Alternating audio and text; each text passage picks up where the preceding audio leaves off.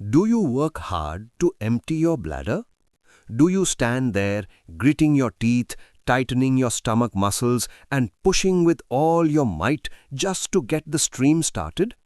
Or perhaps you push at the end, trying to squeeze out those last stubborn drops?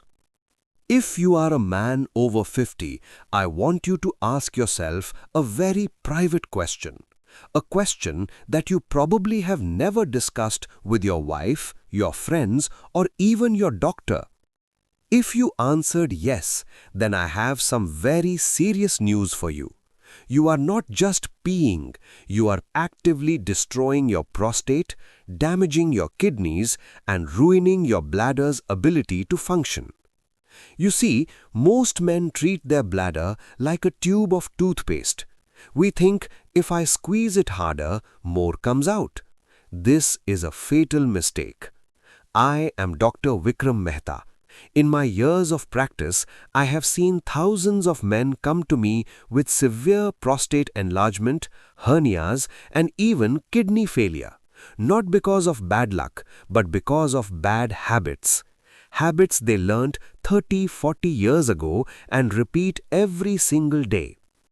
Today, in this comprehensive guide, I am going to deconstruct the 3 deadly mistakes men make in the bathroom.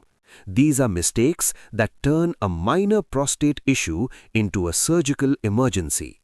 But more importantly, I will teach you the 5-step protocol, a scientific method to empty your bladder completely, protect your kidneys, and finally sleep through the night without waking up 4 or 5 times.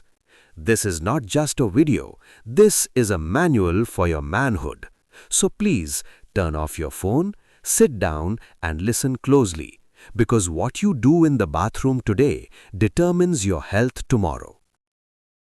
Before we talk about the mistakes, we must understand the machine. You cannot fix a car if you don't know how the engine works. Your urinary system is a masterpiece of biological engineering, but it is also very delicate. Imagine your bladder as a balloon. It is a muscular sac designed to hold urine. At the bottom of this balloon is a gate, a valve, called the sphincter. And surrounding this gate is the prostate gland. Now here is the magic mechanism that 99% of men misunderstand. The bladder muscle, called the detrusor, and the sphincter, the gate, operate on a seesaw relationship. They are wired into your nervous system to work in perfect opposition. When the bladder is filling up, the muscle is relaxed and the gate is tight to keep you dry. But when it is time to pee, a switch flips in your brain. The nervous system sends a signal, open the gate. In a healthy body, 2 things happen simultaneously. The gate, the sphincter, relaxes and opens wide. The balloon, the bladder muscle, squeezes gently. It's a synchronized dance. Relax and squeeze. It happens automatically.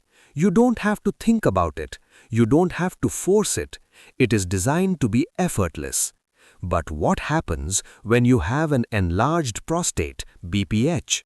The prostate grows and squeezes the urethra, the pipe carrying the urine. The pipe gets narrower, the flow gets slower, the automatic dance gets interrupted. And this is where you enter the picture. This is where you make the decision that changes everything. This brings us to deadly mistake number 1. Deadly mistake number 1 is the push. In medical terms, we call this the Valsalva maneuver. It means you take a deep breath, you close your throat, and you bear down with your abdominal muscles. You use your stomach to crush the bladder from the outside. Why do we do this? Because we are impatient. The stream is weak, push harder. Starting is slow, push harder. Want to finish quickly to get back to the TV? Push harder.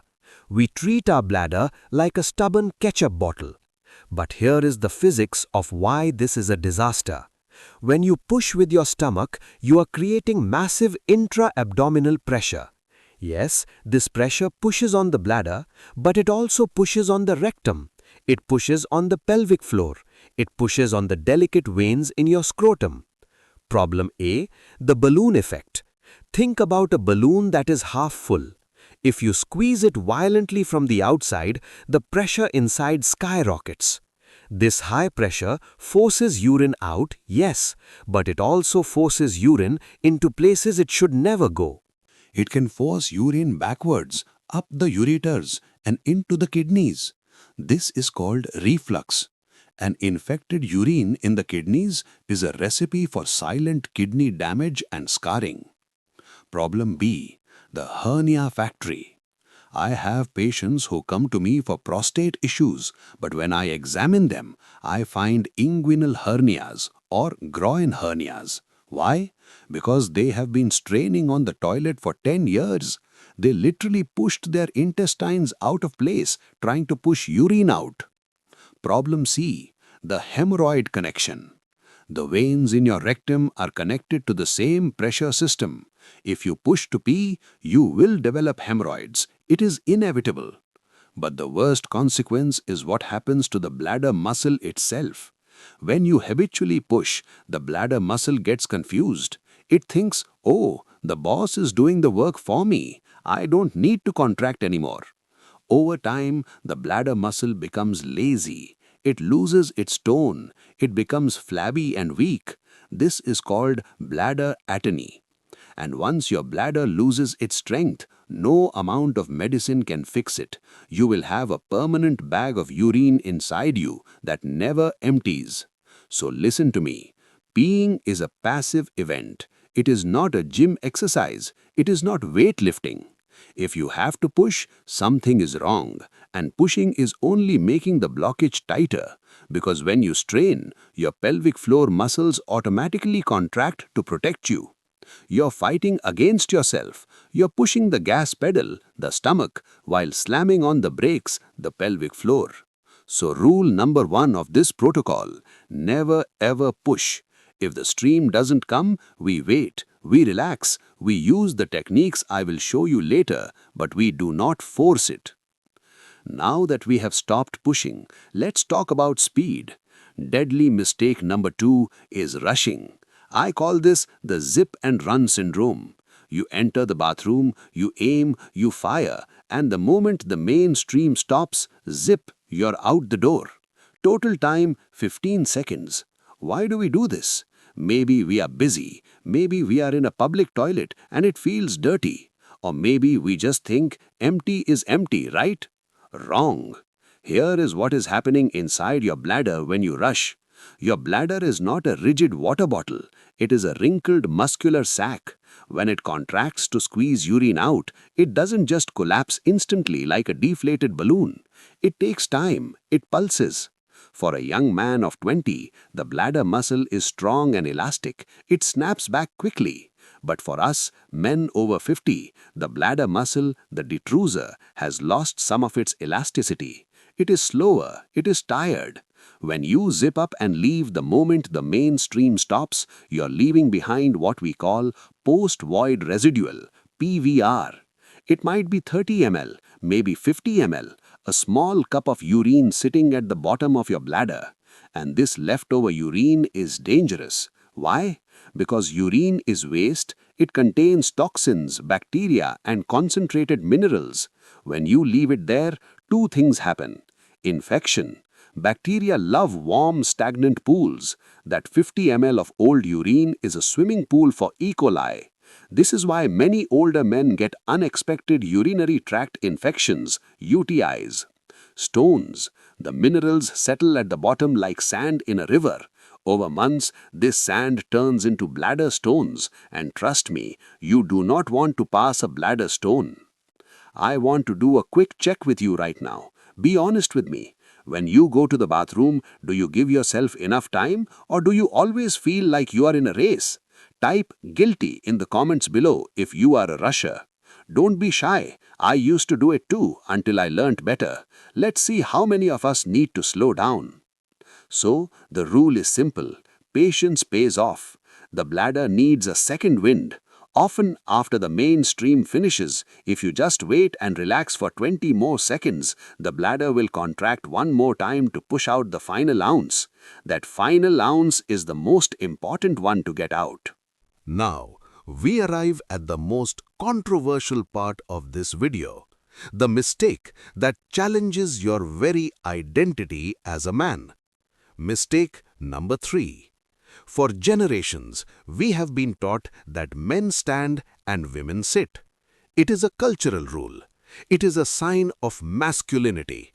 If I tell a man to sit down to pee, he looks at me like I have insulted his manhood. He says, "Doctor, I am not a woman." But I am not here to talk about culture. I am not here to talk about pride. I am here to talk about physics and anatomy. And the anatomy is very clear. If you have an enlarged prostate, standing up to pee is a biomechanical disaster. Let me explain why with a simple demonstration. Your pelvis is held together by a hammock of muscles called the pelvic floor. These muscles support your bladder, your bowel, and your prostate. Scenario A. When you stand. To keep you standing upright, your legs are straight, your core is engaged, and your pelvic floor muscles have to maintain a certain level of tension, tone, to hold your organs up against gravity. This tension creates a squeeze around the urethra. So your bladder has to push the urine through a pipe that is being squeezed by your own muscles. It is like trying to water the garden while stepping on the hose. Scenario B. When you sit. When you sit down on the toilet, and I mean sit properly with your feet flat on the floor, something magical happens. Your brain sends a signal, we are safe, we are supported. The muscles of your legs relax, your glutes relax, and most importantly, your pelvic floor drops and relaxes completely. The pressure around the urethra disappears. The hose is unkinked, the channel opens wide. Before I reveal the scientific verdict, I want to know your opinion. Pause this video for a second, go to the comments and tell me, do you currently stand or sit? And if you sit, have you noticed a difference? Write stand or sit below. I want to see the ratio of my viewers. Welcome back. If you wrote stand, you are with the majority. But unfortunately, the majority is wrong. A major meta-analysis conducted by the Department of Urology at Leiden University Medical Center analyzed the data from multiple studies comparing standing versus sitting.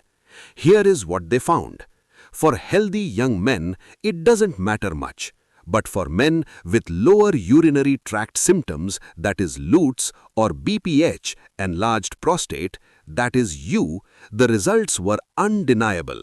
When men sat down to pee, flow rate increased, the urine came out faster and stronger. Voiding time decreased, they finished quicker. Ironically, sitting saves time. Residual urine dropped. The amount of urine left behind was significantly lower compared to standing. Think about that. Just by changing your position without taking a single pill, you can empty your bladder better than some medications can. Why ignore this? Why let pride destroy your health? The prostate doesn't care if you look manly, it cares about pressure, and sitting is the ultimate pressure release valve. But wait, sitting is not enough. There is a wrong way to sit and a right way to sit. If you sit slumped back like you're watching TV, you are still blocking the flow. In the next part, I am going to teach you the advanced 5-step protocol. I will show you exactly how to position your body, how to breathe, and the secret double voiding technique that will finally let you sleep through the night. We have agreed that sitting is superior to standing, but simply parking yourself on the toilet is not enough. If you sit leaning back, scrolling through your phone with your back slumped against the tank, you are still failing. To empty the bladder completely, we need to align the geometry of your pelvis. We need to straighten the urethra and apply gentle, natural pressure on the bladder without straining. I want you to adopt the Rodin's thinker pose. You know the famous statue, the man sitting deep in thought, leaning forward, elbows on his knees? This is the perfect peeing position. Here is the checklist. Feet flat. Your feet must be planted firmly on the floor. If you're short and your heels are floating, use a small stool like a squatty potty. You need a grounded base. Knees apart. Spread your knees wider than your hips. This naturally opens the pelvic outlet. Lean forward. This is the key. Lean your upper body forward about 30 to 45 degrees. Rest your elbows on your knees. Why lean forward? When you lean forward, the weight of your abdominal organs shifts. They gently press down on the top of the bladder. This provides a natural, passive pressure, like a hand gently squeezing the balloon, without you having to push with your muscles. So, rule number 2, don't slouch, lean forward. Now, step 3 involves a body part you would never associate with peeing: your jaw. Did you know there is a direct neurological connection between your jaw and your pelvic floor? They are biologically linked. Try this right now. Clench your teeth together tightly. Bite down hard. Do you feel that tension in your lower body? Your anus tightens, your perineum tightens. When the upper gate, mouth, is locked, the lower gate, sphincter, tends to lock too. So, when you're sitting there waiting for the flow, I want you to do something strange. Drop your jaw. Open your mouth slightly. Let your tongue fall away from the roof of your mouth. Exhale deeply with a ha sound. As you relax your face, you are sending a stand down signal to your sphincter. You're telling your body it is safe to let go. It sounds like magic, but it's pure physiology. Relax the jaw, open the flow. Now we come to the most powerful weapon in our arsenal, the technique that will stop you from waking up at 3 a.m. It is called double voiding. Remember, I told you about the leftover urine, the 50 ml that stays behind because your bladder is tired. Double voiding is how we get that last 50 ml out. Here is the exact choreography. Memorize this. Phase 1, the primary void. Sit down, lean forward, pee until the stream stops naturally. Do not rush. Now most men would zip up and leave. You stay. Phase 2, the reset. Relax for 30 seconds, look at the wall, breathe. During this time, the urine that was hiding in the folds of your bladder trickles down to the bottom. Phase 3, the second void. Now stand up slowly. Yes, stand up. Shake your hips gently or do a slight shimmy. This movement helps reposition the bladder contents. Then sit down again.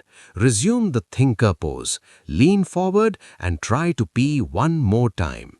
You will be shocked. Almost every time, a second stream will come out. It might be short, but that small amount, that final ounce, is the difference between sleeping for 6 hours straight or waking up in 2 hours with a bursting feeling.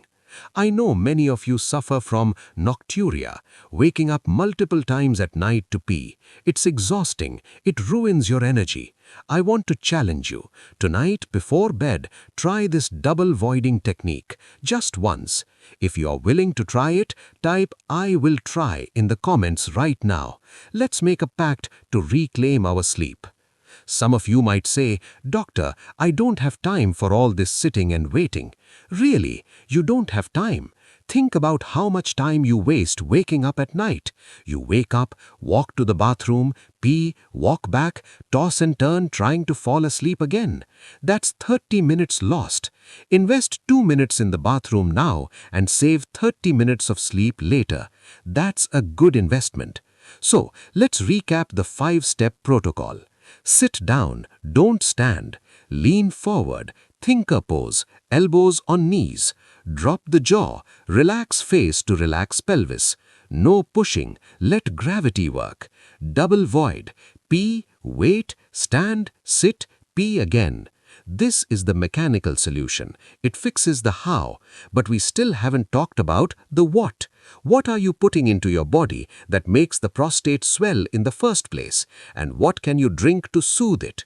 In the final part of this video, I will reveal the water curfew rule and the one mistake you make with your evening tea that destroys your efforts. We have fixed your posture. We have fixed your technique. Now we must fix your input. You can be the best sitter in the world, but if you flood your system at the wrong time, you will still wake up 3 times at night. I introduce to you the most important rule for sleep preservation, the water curfew. When you were young, your brain produced a hormone called ADH, anti-diuretic hormone, in high amounts at night. This hormone tells your kidneys, hey, he's sleeping, slow down the urine production. But as we age, especially past 50, the production of this hormone drops. This means your older kidneys keep working at full speed even while you sleep. They produce just as much urine at 2 a.m. as they do at 2 p.m. So, if you drink a big glass of water, or worse, milk or tea right before bed, you are guaranteeing a wake-up call in 3 hours. There is no way around it. My rule is simple, the 3-hour gap. You must stop all fluid intake 3 hours before your bedtime. If you sleep at 10 p.m., your kitchen is closed at 7 p.m. No water, no tea, no fruit, nothing liquid. But doctor, what if I get thirsty? If you are thirsty, take a small sip just to wet your lips. Do not gulp. You must hydrate heavily in the morning and afternoon so that by evening your body is saturated and doesn't crave water. I want to know your current habit. What is the last thing you drink before bed? Is it a glass of warm milk, a cup of chamomile tea, or just water? Many people think warm milk helps them sleep, but for the prostate, it is a liquid bomb. Tell me in the comments, what is your bedtime drink? Let me check if it is safe for you. It is not just when you drink, but what you drink. Some liquids are like acid to an enlarged prostate. They irritate the lining of the bladder, making it twitch and contract even when it is not full. There are 3 enemies you must avoid after 4 p.m. Enemy number 1, caffeine. Coffee and tea are powerful diuretics. They force the kidneys to flush water out. If you drink tea at 6 p.m., you're scheduling a bathroom trip for 2 a.m., period. Even green tea, which is healthy, has caffeine. Switch to purely herbal teas like chamomile, but remember, drink them before the curfew. Enemy number 2, alcohol. Many men have a nightcap, a glass of wine or whiskey to help them relax. Alcohol is a double-edged sword. Yes, it helps you fall asleep, but it relaxes the throat muscles, causing snoring or apnea, and it acts as a diuretic. It also suppresses that ADH hormone I mentioned. So alcohol guarantees you will wake up with a full bladder and a bad quality of sleep. Enemy number 3, carbonated drinks. Soda, fizzy water, beer, the carbonation, bubbles, and artificial sweeteners can trigger bladder spasms in men with BPH. So, here is the modified plan. Morning, drink your coffee. Noon, drink plenty of water. After 4 p.m., no caffeine. After 7 p.m., no fluids at all. One final mistake I see. I call it just in case peeing, JIC. You are about to leave the house, you go pee just in case. You pass by a bathroom, you go pee just in case. You are about to get into bed, even though you just went 20 minutes ago. You force out a few drops just in case. Stop doing this. When you pee before your bladder is actually full, you are training your bladder to shrink. You are teaching it that it should send a full signal when it only has 100 ml inside. Over time, your bladder's capacity gets smaller and smaller, and guess what? You will have to go more and more often. Unless you are about to go on a 5-hour flight, listen to your body. Only go when you actually need to go. Retrain your bladder to hold more. Be the master, not the slave. We have covered a lot today. Let's summarize your new bathroom manifesto. Stop rushing. Give yourself time. Stop pushing. Never strain. Let gravity work. Sit down. Abandon the standing habit. Embrace the thinker pose. Double void. Stand up, shimmy, sit down again to empty that last ounce. Water curfew. Stop drinking 3 hours before bed. Avoid triggers. No caffeine or alcohol in the evening. If you follow this protocol for just 7 days, I promise you, your symptoms will improve. You will feel lighter. You will sleep deeper. But, and this is a big but, we have only optimized the plumbing, the mechanics. We haven't fixed the blockage, the enlarged prostate itself. If your prostate is huge, inflamed and swollen, even the best sitting position can only do so much. You need to shrink the gland. You need to dissolve the internal fibrosis. How do you do that naturally without surgery? Is there a specific food that targets prostate inflammation? Is there an ancient oil that penetrates deep into the tissues to reduce swelling? Yes. I have created a dedicated video revealing the 3 drops of oil, navel therapy, and the specific diet that shrinks the prostate. This is the next logical step in your journey.